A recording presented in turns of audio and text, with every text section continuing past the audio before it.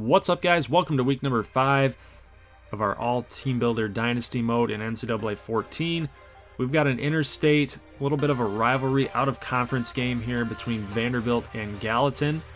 So the Gallatin is shooting for those southern recruits, right? They want to steal some of those Tennessee Vols and Tennessee type of recruits out of Vanderbilt as well. So they're trying to, this is a big game for them. Hakeem Sheffield takes this ball to the 18-yard line after 18-yard kickoff return, sets up Corey Summers and the offense. He's going to scramble here looking for some sort of yardage. Anything is needed. 28-yard catch there for Evan Ramos. So good job by Gallatin to be moving the football here. 3rd and 6, feeling the pressure from the outside, and Byron Smalls drops the ball again. That's his 3rd drop in 3 games, guys. So he's got to get something going here because it's kind of unacceptable. That's a wide open pass, would have been a first down. After a punt, you guys see that Vanderbilt's back in their own end zone, really. And 17-yard catch here by Nathan Marcus to get them a little bit more breathing room. Shermer dropping back, feeling some pressure. He's going to chuck it deep. And Scott looks like he's going to make a catch there, but Gallatin's defense with the pressure stands tall. Corey Summers in the offense back here at least on the 20-yard line, and Corey Summers is going to roll to the right, and he's going to dive in for a 20-yard touchdown run. 7-0 Gallatin late in the first quarter. Gets the ball back. He's going to try the same thing again, but at this time he's going to cost himself his health. He's injured now, and he's going to cost the team 7 points. Cordero kicks the field goal. 10-0 Gallatin.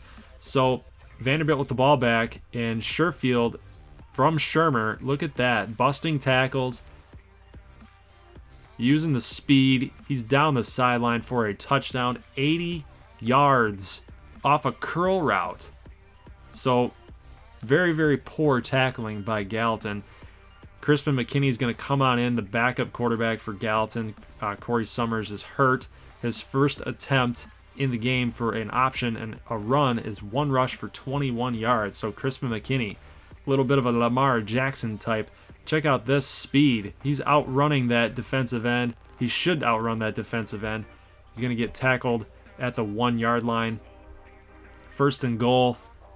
Fullback dive. Jupiter Wells gets in there with a touchdown. It's 17-7 now. Gallatin is up by 10.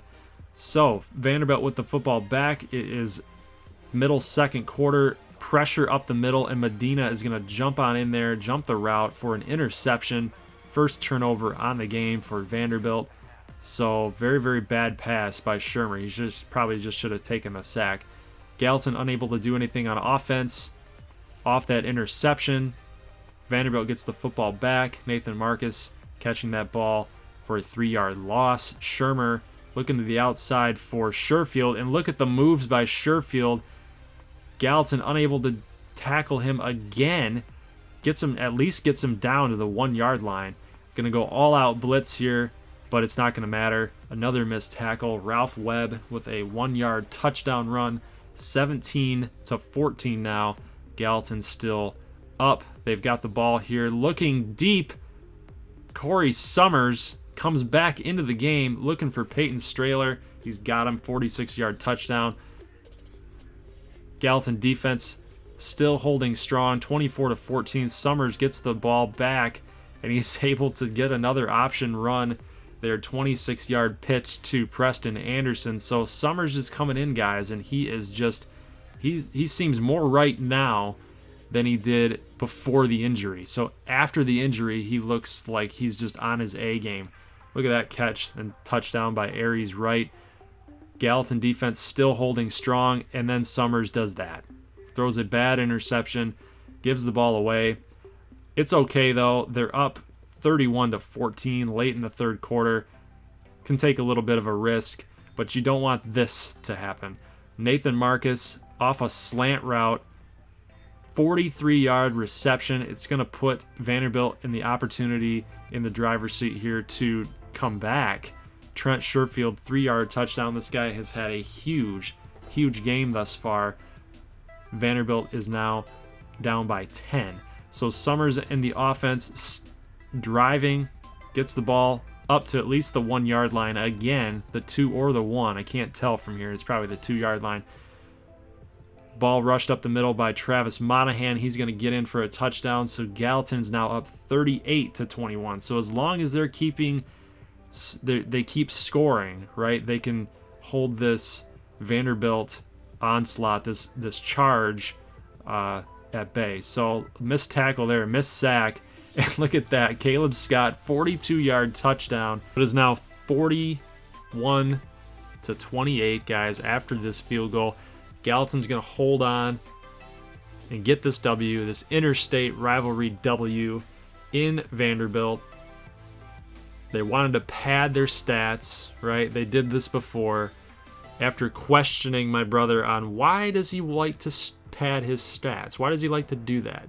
Well, like I said, he's got to impress the committee, right? The College Football Playoff Committee, or the BCS Committee, because there's no playoffs in NCAA 14. So Gallatin gets the W. Let us move on to conference play in this game of the week between Greenville and UT Clarksville. So it's kind of an out of conference. They got the South, Greenville, taking on the North, UT Clarksville. So you guys see the standings here. Gallatin's the only undefeated team in the North. We've got Fort Lauderdale, Greenville, and Georgia A&M as undefeated in the South. So Evan Wallace, quarterback for UT Clarksville, is going to run for 9 yards here, picking up. They gave him 10, but it's second in inches, so I might as well say 9. So right now, second in inches. Little rush here by Corey Pickens. He's going to get 2 on this one, but he's going to pick up the first down. So good job there by Pickens to move the change. Greenville's defense is not really that special. So a lot of read option plays, a lot of play actions, try to get them sucked in, try to get them faked out.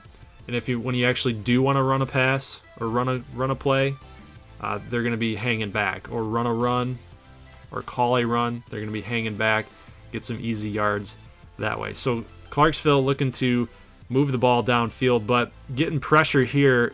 Wallace drops the football, and Antoine Snyder, guys, the defensive end, is going to take this all the way for a touchdown. 7-0 Clarksville, 7-0 Greenville. And look at that, little scoop, sack, scoop, fumble, touchdown, 7-0. Easy. Evan Wallace faced with 3rd and 16, so the offensive struggles still apparent for Clarksville, but Sir Gregory Clemens is going to make this catch for 21 yards for the first down, and then, again, the struggles. Trevon Cannon Key going to take this all the way for a touchdown off the pick 6, guys. Pick 6. Evan Wallace, what are you doing, man? 2 turnovers, 2 touchdowns. Just stepped right in and took it from that wide receiver. Greenville is just absolutely taking it to Clarksville in this one. The thing is, guys, why is it so surprising is they don't have that great of a defense, right? So the fact that they've got 2 turnovers and 2 touchdowns off of those turnovers is very, very telling. Clarksville finally able to get something going here on offense, and he's going to throw a touchdown to Sir Gregory Clemens, one of his favorite targets. So Evan Wallace, 6 of 10 now for 81 yards and a touchdown. I mean, that's a good throw. That's a good throw. He's got 2 defenders trailing wide receivers that way. Philip Fulmer loves it. Let's go to Greenville finally on offense, and he's going to get picked off. John Michael Schultz picked off. Clarksville comes up with a touchdown defensively of their own. Irvin Higgins, the corner, taking it to the house. It's now 14-14. Look at that. He was there the whole way through. Michael Schultz, for whatever reason, did not see him. Clarksville with the football back. He's looking deep, and he's got Devin Clemens for a 24-yard catch down the sideline. Evan Wallace can have these types of games, guys. He's kind of up and down, but he can have these games where he goes crazy, and he can have these games where he just kind of sucks. Devin Clemens with a 14-yard touchdown here, so that's actually a really great throw again by Evan Wallace. Check this throw out. Boom. that could have been picked off too. It had to be in one spot and one spot only, and Clemens is able to get that in for a touchdown. So let's go to Greenville's next possession here. Michael Schultz is going to roll out, and he's going to throw this down the sideline. He's going to get picked off by yet again the same guy, Irvin Higgins, his second interception of the game. I'm not sure why he keeps throwing to his side of the field. He's pretty much baiting him into throws. He's got him on lockdown. So Clarksville kicks a field goal here off that interception. It's now 24-14. Greenville kicks their own field goal to end the second quarter, down by a touchdown, 24-17. Clarksville drives down again, 27-17 with that field goal, and then Greenville kicks their own field goal, 27-20. So it's been a trading field goal fest. They need a touchdown. Somebody needs a touchdown. Greenville more desperately needs that touchdown than does Clarksville, but if Clarksville can score here, it pretty much puts the game out of reach. So Evan Wallace doing the best that he can to make that happen, using the read option to his advantage. He can scoot. He's got some wheels, got some legs. 10 rushes for 42 yards for the quarterback, right? So he can move. He can move a little bit.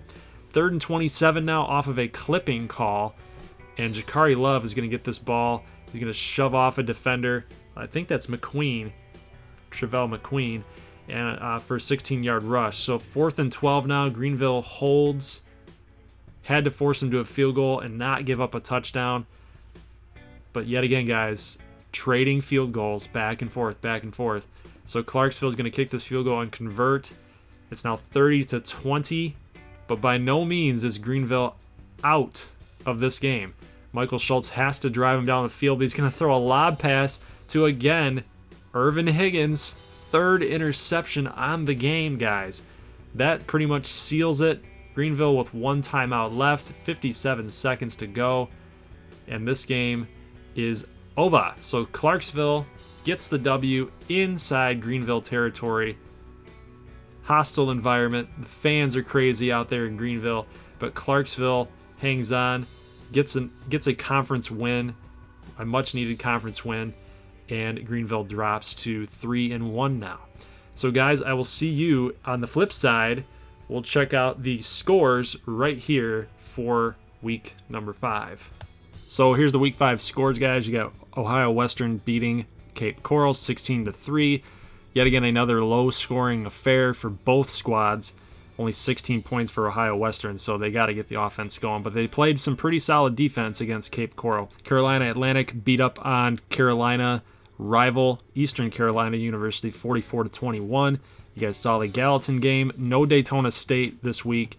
Temple beat up on Scranton 24-13, so Scranton State loses to Temple. I don't know how you can do that, but they did. The Battle of the Owls. We'll move on to Kentucky Tech in Charleston State. They beat up on them 33-13, and then the last game here, you guys ended up seeing that as Clarksville and Greenville. So let's jump over now to Scranton State, Georgia A&M. That is the game of the week for next week, and it's not the game of the week because it's a good matchup. It's the game of the week because you guys have not seen these two teams play yet. So I want to show them some love and get you guys to follow those teams, because I know some of you guys like those teams and like their uniform sets and like the logos.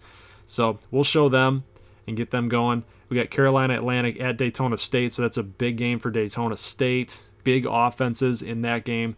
The defense for Daytona State kind of showed up week number 4, but still some improvement still left to be made. UT Clarksville at Charleston State, that was probably going to be my pick for the game of the week, but like I said, want to show Scranton State and Georgia A&M some love. Kentucky Tech at Cape Coral, Gallatin at Fort Lauderdale, so that's a huge game for both teams, right? Fort Lauderdale is eyeing for that conference championship, but so is Corey Summers' Greyhounds. We got Ohio Western at Greenville as well, so some pretty good matchups there. So actually, the Ohio Western and Greenville game is at 8 o'clock on Saturday night, so that's the prime time type of game. So, guys, who do you like? Who's your picks? My picks are probably going to be, I'm picking Clarksville to beat Charleston. I'm going to go with Daytona State. You got to always pick myself. I'm going to go with Georgia A&M in a blowout. Kentucky Tech, Gallatin, I will pick Gallatin because I don't know how Fort Lauderdale's defense is going to handle that read option and Corey Summers' mobility. And then I'm going to go with Greenville. I think Ohio Western's not scoring a whole lot of points. So those are my picks. Who do you guys have? I will see you in week number 6 with Scranton State, Daytona State, and Gallatin playing in game of the week, and obviously my game and my brother's game. So wish us luck. I'll see you guys next Saturday. Hope you had a lovely Saturday watching all the college football action. Keep it right here on Saturday nights for a little recap, highlights of the American Conference. And don't forget to leave a like if you like this video, only if you like this video. And if you are new here, if you like it, love it, you want more of it, you know what to do. Hit that red subscribe button, and I will catch you guys in the next video. Peace.